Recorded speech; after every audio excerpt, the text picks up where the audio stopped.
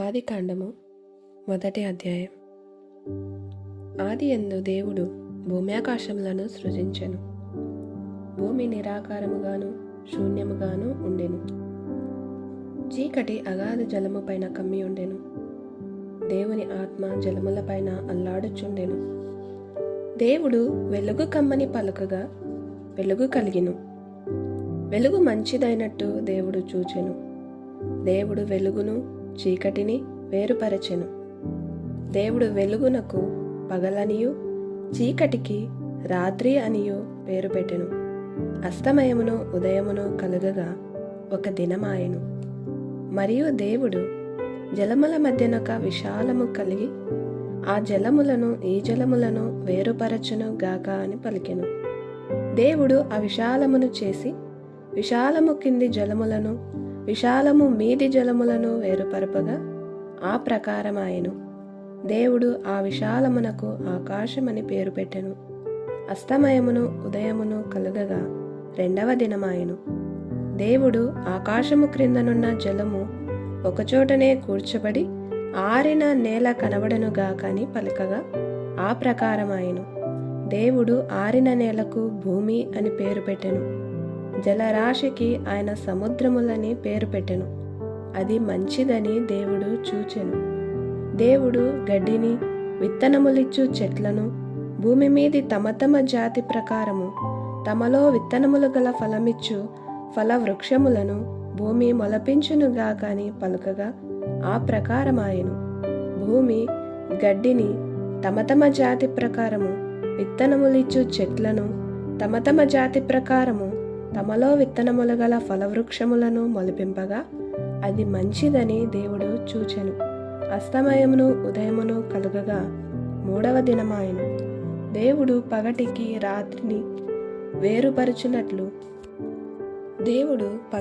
రాత్రిని వేరుపరచునట్లు ఆకాశ విశాలమందు జ్యోతులు కలుగునుగాకనియు అవి సూచనలను కాలములను దిన సంవత్సరములను సూచించుటకై ఉండుగాకనియు భూమి మీద వెలుగిచ్చుటకు అవి ఆకాశ విశాలమందు జ్యోతులై ఉండుగాకనియు పలికెను. ఆ ప్రకారమాయెను. దేవుడు ఆ రెండు గొప్ప జ్యోతులను అనగా పగటిని ఏలుటకు పెద్ద జ్యోతిని రాత్రిని ఏలుటకు చిన్న జ్యోతిని నక్షత్రములను చేసెను. భూమి మీద వెలుగిచ్చుటకు పగటిని రాత్రిని ఏలుటకు వెలుగును చీకటిని వేరుపరచుటకును దేవుడు ఆకాశ విశాలమందు వాటిని ఉంచెను. అది మంచిదని దేవుడు చూచెను. అస్తమయమును ఉదయమును కలుగగా నాలుగవ దినమాయెను. దేవుడు జీవము కలిగి చెలించు వాటిని జలములు సమృద్ధిగా పుట్టించునుగాకనియు పక్షులు భూమిపైని ఆకాశ విశాలములో ఎగురునుగాకనియు పలికెను. దేవుడు జలములలో వాటి వాటి జాతి ప్రకారము జలములు సమృద్ధిగా పుట్టించిన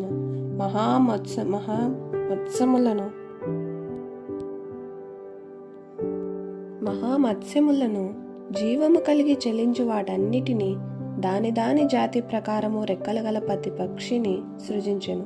అది మంచిదని దేవుడు చూచెను.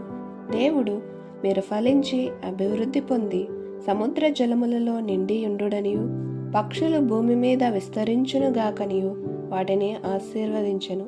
అస్తమయమును ఉదయమును కలుగగా ఐదవ దినమాయెను. దేవుడు వాటి వాటి జాతి ప్రకారము జీవము గల వాటిని అనగా వాటి వాటి జాతి ప్రకారము పశువులను పురుగులను అడవి జంతువులను భూమి పుట్టించునుగాకనియు పలికెను.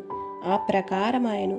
దేవుడు ఆయా జాతుల ప్రకారము అడవి జంతువులను ఆయా జాతుల ప్రకారము పశువులను ఆయా జాతుల ప్రకారము నేలను ప్రాకు ప్రతి పురుగును చేసెను. అది మంచిదని దేవుడు చూచెను. దేవుడు మన స్వరూపమందు మన పోలిక చొప్పున నరులను చేయుదుము. వారు సముద్రపు చేపలను ఆకాశ పక్షులను పశువులను సమస్త భూమిని భూమి మీద ప్రాకు ప్రతి జంతువును ఏలుదురుగాకనియు పలికెను. దేవుడు తన స్వరూపమందు నరుని సృజించెను. దేవుని స్వరూపమందు వారిని సృజించెను. స్త్రీనిగాను పురుషునిగాను వారిని సృజించెను. దేవుడు వారిని ఆశీర్వదించెను. ఎట్లనగా మీరు ఫలించి అభివృద్ధి పొంది విస్తరించి భూమిని నిండించి దానిని లోబరుచుకొనుడి. సముద్రపు చేపలను ఆకాశ పక్షులను భూమి మీద ప్రాకు ప్రతి జీవిని ఏలుడని దేవుడు వారితో చెప్పెను.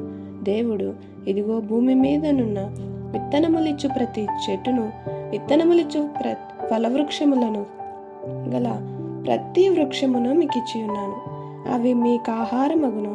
భూమి మీద నుండు జంతువులన్నిటికీ, ఆకాశ పక్షులన్నిటికీ, భూమి మీద ప్రాకు సమస్త జీవులకును పచ్చని చెట్లన్నీ ఆహారమగునని పలికెను. ఆ ప్రకారమాయను. దేవుడు తాను చేసినది యావత్తూ చూచినప్పుడు అది చాలా మంచిదిగా ఉండెను. అస్తమయమును ఉదయమును కలుగగా 6వ దినమాయెను. 2వ అధ్యాయము. ఆకాశమును భూమియు వాటిలోనున్న సమస్త సమూహమును సంపూర్తి చేయబడెను. దేవుడు తాను చేసిన పని 7వ దినములోగా సంపూర్తి చేసి, తాను చేసిన తన పనిని అంతటి నుండి 7వ దినమున విశ్రమించెను. కాబట్టి దేవుడు ఆ 7వ దినమును ఆశీర్వదించి పరిశుద్ధపరచెను. ఏలైనగా దానిలో దేవుడు తాను చేసినట్టియు సృజించినట్టియు తన పని అంతటి నుండి విశ్రమించెను. దేవుడైన యెహోవా భూమిని ఆకాశమును చేసిన దినమందు భూమి ఆకాశములు సృజింపబడినప్పుడు వాటి వాటి ఉత్పత్తి క్రమము ఇదే. ఇది వరకు పొలమందలి ఏ పొదయు భూమి మీద ఉండలేదు. అది వరకు పొలమందలి ఏ పొదయు భూమి మీద ఉండలేదు. పొలమందలి ఏ చెట్టును మొలవలేదు. ఏలయనగా దేవుడైన యెహోవా భూమి మీద వాన కురిపించలేదు. నేలను సేద్యపరచుటకు నరుడు లేడు. అయితే ఆవిరి భూమి నుండి లేచి నేల అంతటినీ తడిపెను. దేవుడైన యెహోవా నేల మంటితో నరులను నిర్మించి వాని నాసికా రంధ్రములో జీవవాయువును ఊదగా నరుడు జీవాత్మ ఆయను. దేవుడైన యెహోవా తూర్పున ఏదెనులో ఒక తోట వేసి తాను నిర్మించిన నరుని దానిలో ఉంచెను. మరియు దేవుడైన యెహోవా చూపునకు రమ్యమైనదియు ఆహారమునకు మంచిదియునైన ప్రతి వృక్షమును ఆ తోట మధ్యను, జీవ వృక్షమును, మంచి చెడ్డల తెలివినిచ్చు వృక్షమును నేల నుండి మొలిపించెను. మరియు ఆ తోటను తడుపుటకు ఏదెనులో నుండి ఒక నది బయలుదేరి అక్కడ నుండి చీలిపోయి 4 శాఖలాయెను. మొదటి దాని పేరు షీషోను. అది హవీలా దేశమంతటి చుట్టూ పారుచున్నది. అక్కడ బంగారమున్నది. ఆ దేశపు బంగారము శ్రేష్టమైనది. అక్కడ బోలమును గోమేధికములను దొరుకును. 2వ నది పేరు గీహోను. అది కూషు దేశమంతటి చుట్టూ పారుచున్నది. 3వ నది పేరు హిద్దికేలు. అది అష్షూరు తూర్పు వైపున పారుచున్నది. 4వ నది యూఫ్రటీసు. మరియు దేవుడైన యెహోవా నరుని తీసుకుని ఏదెను తోటను సేద్యపరచుటకును దాని కాచుటకును దానిలో ఉంచెను. మరియు దేవుడైన యెహోవా ఈ తోటలోనున్న ప్రతి వృక్ష ఫలములను నీవు నిరభ్యంతరముగా తినవచ్చును. అయితే మంచి చెడ్డల తెలివినిచ్చు వృక్ష ఫలములను తినకూడదు. నీవు వాటిని తిను దినమున నిశ్చయముగా చచ్చెదవని నరునికి ఆజ్ఞాపించెను. మరియు దేవుడైన యెహోవా నరుడు ఒంటరిగా ఉండుట మంచిది కాదు, వానికి సాటి అయిన సహాయమును వాని కొరకు చేయుదుననుకొనెను. దేవుడైన యెహోవా ప్రతి భూజంతువును ప్రతి ఆకాశ పక్షిని నేల నుండి నిర్మించి ఆదాము వాటికి ఏ పేరు పెట్టునో చూచుటకు అతని యొద్దకు వాటిని రప్పించెను. జీవము గల ప్రతి దానికి ఆదాము ఏ పేరు పెట్టెనో ఆ పేరు దానికి కలిగెను. అప్పుడు ఆదాము సమస్త పశువులకును ఆకాశ పక్షులకును సమస్త భూజంతువులకును పేర్లు పెట్టెను. అయినను ఆదామునకు సాటి అయిన సహాయము అతనికి లేకపోయెను. అప్పుడు దేవుడైన యెహోవా ఆదామునకు గాఢ నిద్ర కలుగజేసి అతడు నిద్రించినప్పుడు అతని ప్రక్కటెముకలలో ఒక దానిని తీసి ఆ చోటును మాంసముతో పూడ్చివేసెను. తర్వాత దేవుడైన యెహోవా తాను ఆదాము నుండి తీసిన పక్కటెముకను స్త్రీనిగా నిర్మించి ఆమెను ఆదామునొద్దకు తీసుకొని వచ్చెను. అప్పుడు ఆదాము ఇట్లనెను, నా ఎముకలలో ఒక ఎముక, నా మాంసములో మాంసము. ఇది నరునిలో నుండి తీయబడిన గనుక నారి అనబడును. కాబట్టి పురుషుడు తన తండ్రిని తన తల్లిని విడిచి తన భార్యను హత్తుకొనును, వారు ఏక శరీరమై ఉందరు. అప్పుడు ఆదామును అతని భార్యయు వారిద్దరూ దిగంబరులుగా నుండిరి, అయితే వారు సిగ్గు ఎరుగక ఉండిరి. 3వ అధ్యాయము. దేవుడైన యెహోవా చేసిన సమస్త భూజంతువులలో సర్పము యుక్తిగలదై ఉండెను. అది ఆ స్త్రీతో, ఇది నిజమా? ఈ తోట చెట్లలో దేని ఫలములనైనను మీరు తినకూడదని దేవుడు చెప్పెనా అని అడిగెను. అందుకు స్త్రీ, ఈ తోట చెట్ల ఫలములను మేము తినవచ్చును.